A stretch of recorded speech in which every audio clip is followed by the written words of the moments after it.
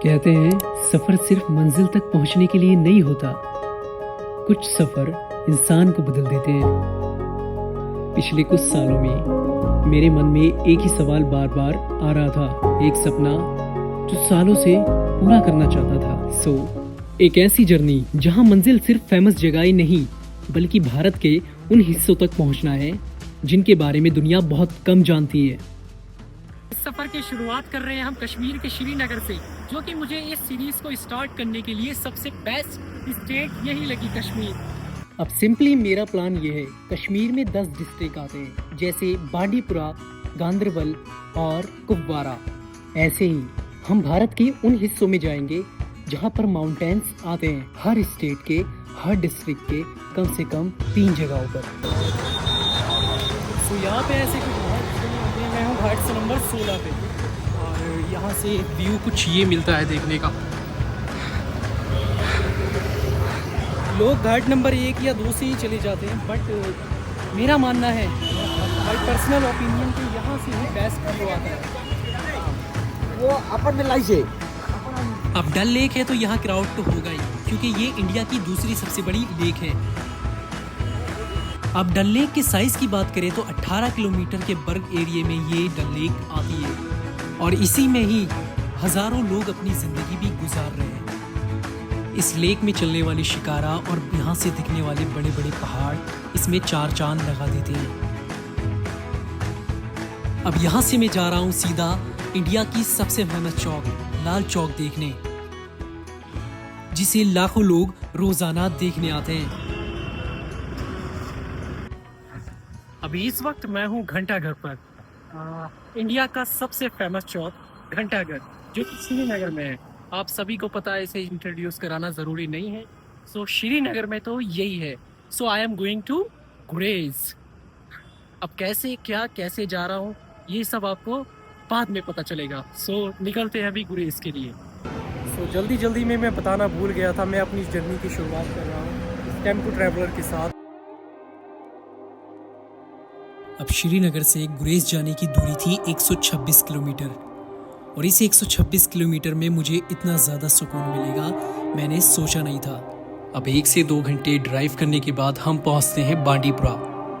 बांडीपुरा ये वो जगह है जहां से गुरेज का एलिवेशन भी बढ़ना स्टार्ट हो जाता है, और कश्मीर के 10 डिस्ट्रिक्ट में से एक डिस्ट्रिक्ट बांडीपुरा भी है जिसमें गुरेज आता है। अब गुरेज को जाने वाला रास्ता यहाँ के सबसे ऊंचे पास राजधान पास से गुजरता है।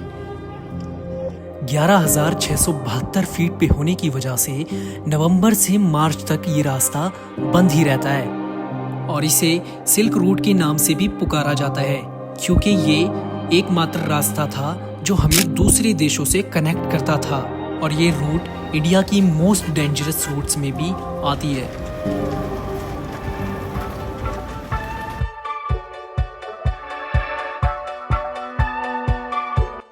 अब आप बिलीव नहीं करोगे, मेरा ये रिसेंट प्लान बना था इस सीरीज को करने का, और इससे अच्छी जगह इस सीरीज को लेके मुझे कोई नहीं लग रही। ये रास्ते, ये मौसम और ये चल रही हवा ऐसा एहसास करा रही है कि कहीं मैं जन्नत में आ गया हूँ। अब इन रास्तों पे चलते चलते हमें one of the most beautiful dam Kishan Ganga भी देखने मिलेगा, ये हमें मालूम नहीं था। किशन गंगा ये वो रिवर है जो कश्मीर के गांदरबल से चल के पीओके तक जाती है, और इसका पानी बेहद साफ है। और हाँ, एक इंटरेस्टिंग बात ये है कि यहाँ से 15 किलोमीटर दूर वो जगह है जहाँ पर इस रिवर को नीलम बोला जाता है। Yes, PoK. श्रीनगर से 5 से 6 घंटे का सफर जरूर है, और उस सफर का अपना ही मजा है, लेकिन यहाँ पहुँचने के बाद जो सुकून, जो एहसास मिलता है, उसके सामने हर किलोमीटर कम लगने लगता है। सच में ये कैमरा क्वालिटी भी कश्मीर के साथ न्याय नहीं कर रही है, क्योंकि कश्मीर इतना ज्यादा खूबसूरत है कि कोई कैमरा इसकी खूबसूरती कैप्चर ही नहीं कर सकता। डावर विलेज ये गुरेज का one of the most beautiful village है, और यहीं से ही पिरामिड शेप वाली आइकॉनिक पीक हब्बा खातून भी दिखती है।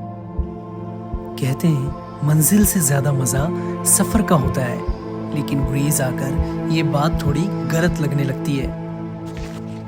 अब गुरेज वैली 2600 मीटर पर स्थित है और इसके बीच से बहती है किशनगंगा रिवर। ये इलाका कभी पुराने सिल्क रूट का हिस्सा था जो कश्मीर को गिलगिट और सेंट्रल एशिया से जोड़ता था। इस पीक का नाम 16वीं सदी में कश्मीरी पोइटेस हब्बा खातून के नाम पे रखा गया। उस समय में हब्बा खातून की love story iconic love story थी जो कि आपको टाइम मिले तो ज़रूर पढ़ना इसे। जब सामने हब्बा खातून का ये खूबसूरत व्यू हो और आप किसी गुरेज के रैंडम सी जगह पर खड़े हैं, तब समझ आता है कि कुछ मंजिलें सफ़र से बेहद खूबसूरत होती है। उन्हीं में से एक है गुरेज।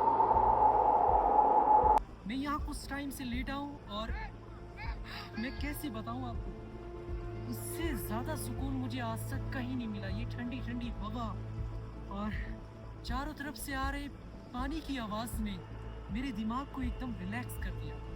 सो आई फील लाइक हेवन। सच में कश्मीर जन्नत है। क्या कॉम्बिनेशन मिला है यार, हल्की हल्की सी बारिश और बिरयानी के साथ ऐसा व्यू। और यहाँ से हम निकलते हैं अपनी कैंप साइट एक नए एक्सपीरियंस के लिए।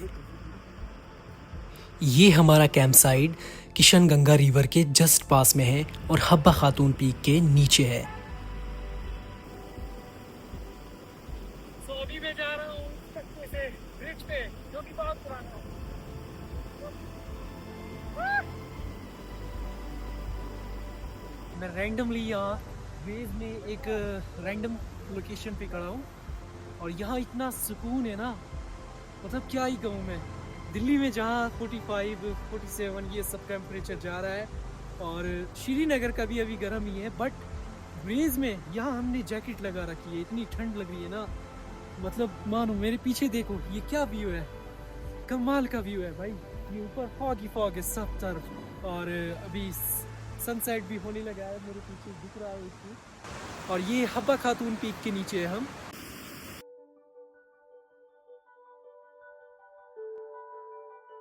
अब जिस जगह को मैंने इवनिंग के टाइम देखा था उसे मॉर्निंग में देखने के बाद मैं हैरान था। मैं जैसे ही अपने कैंप से निकला मैंने सोचा अब कश्मीर का जो भी हिडन पैराडाइज है मेरे लिए वो गुरेज वैली है। आज मौसम इतना फॉगी है कि कभी पीक पूरी नज़र आती है तो अगले ही पल बादल में वो छुप जाती है। ये ठंडी हवा और ये खामोशी, कैमरा इस एहसास को पूरी तरह कैप्चर ही नहीं कर सकता।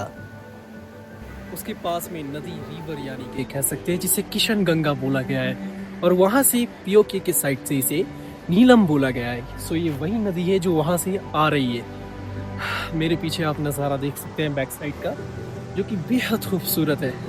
ना यहाँ कोई टूरिस्ट है ना कोई ज़्यादा लोग हैं, बहुत कम लोग हैं और खामोशी है, बहुत ज़्यादा शांति है। देखिए इतनी पीसफुल जगह है ये, एकदम सुकून से। आप 2-3 दिन यहाँ दें ग्रेस को और अच्छे से एक्सप्लोर करें इसे, तो आपका दिन बन जाएगा।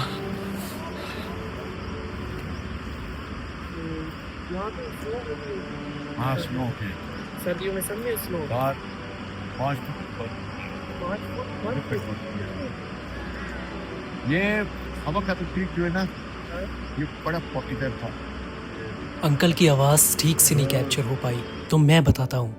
अंकल मुझे बताते हैं कि ये हब्बा खातून पीक एक टाइम पे बहुत पवित्र पीक था, जहाँ से आने वाला पानी इतना शिफामंद था कि कोई बीमार होता था तो उस पानी में डाल देते थे तो वो तुरंत ठीक हो जाता था। अब ये तो रही पहले की बात, मगर गुरेज सिर्फ एक डेस्टिनेशन नहीं है, ये वो जगह है जहाँ आकर लगता है कि नेचर को आज भी किसी ने छुआ तक नहीं है। ये वैली चारों तरफ से मतलब सराउंडेड है बड़े बड़े माउंटेन्स से और ये हब्बा खातून पीक है। अब इसे ही अगर वहाँ से दूर से देखा जाए, जिसे बोलते हैं डावर विलेज, वहाँ से अगर देखा जाए तो ये एक ही दिखता है। ये कुदरत की बात है। सबसे बड़ी यहाँ की मिस्टीरियस बात ये है कि ये वहाँ से डावर से देखने में एक ही दिखता है, बट आप थोड़ा सा आगे बढ़ते हैं 1 किलोमीटर तो आपको ये सब कुछ इतना अनरियल नज़ारा मिलता है, जो कि मैं देख के कंफ्यूज हो गया था पहली बार में। मैंने देखा कि ये तो एक ही पहाड़ है हब्बा खातून, बट यहाँ मैं आया तो मैंने देखा कि ये इतने सारे पहाड़ कैसे आ गए। वहाँ से तो एक ही दिख रहा था। अब उसकी वजह ये है कि ये सब पहाड़ एक साथ मिल जाते हैं, जैसे अंकल जी बता रहे थे, फिर जाके एक पहाड़ दिखता है, वो है हब्बा खातून। अब गुरेज के बारे में मुझे ये बात तो मालूम ही नहीं थी। मैं जिस जगह पे खड़ा हूँ और मेरे पीछे ये जो पहाड़ आप देख पा रहे हैं, इसके जस्ट पीछे है पीओके। ये बात मुझे अंकल जी ने बताई और मैं ये बात सुन के हैरान हो गया।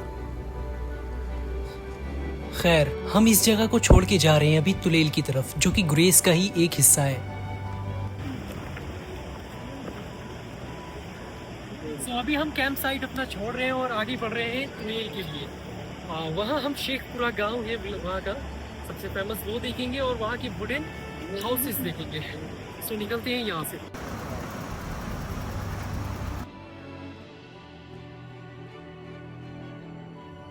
अब गुरेज को जाने वाला ये रास्ता खूबसूरत के साथ साथ एडवेंचर में बदलता जाता है। एडवेंचर इसलिए बोला मैंने क्योंकि यहाँ जाने वाले रास्ते बेहद खतरनाक और नैरो हैं। तुलेल इतना मोस्ट पॉपुलर जगह नहीं है, इसीलिए आज के समय में भी तुलेल को बहुत कम लोग जानते हैं।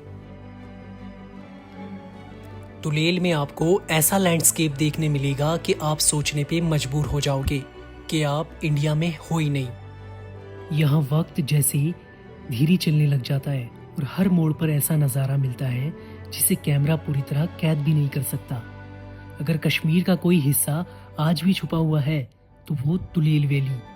और मेरी माउंटेन डायरीज की इस यात्रा में यह सिर्फ एक पड़ाव नहीं बल्कि एक ऐसी अनुभव है जिसे मैं कभी नहीं भूल पाऊंगा। और यहाँ पर जीरो डेवलपमेंट है और अंडर आर्मी आता है ये पूरा इलाका। इसी वजह से यहाँ आज भी इतने पुराने घर हैं। अगर आपका भी यहाँ आने का मन है तो थोड़ा जल्दी कर लेना, क्योंकि सर्दियों में राजधान पास पूरी तरह से बंद हो जाता है और ये घाटी बिल्कुल सड़क से कट जाती है, जिसकी वजह से यहाँ कनेक्टिविटी कम होती है। और हमारा अगला सफ़र होने वाला है कश्मीर का अगला डिस्ट्रिक्ट, जो कि आपके लिए सरप्राइज है। सो माउंटेन डायरीज से जुड़े रहना।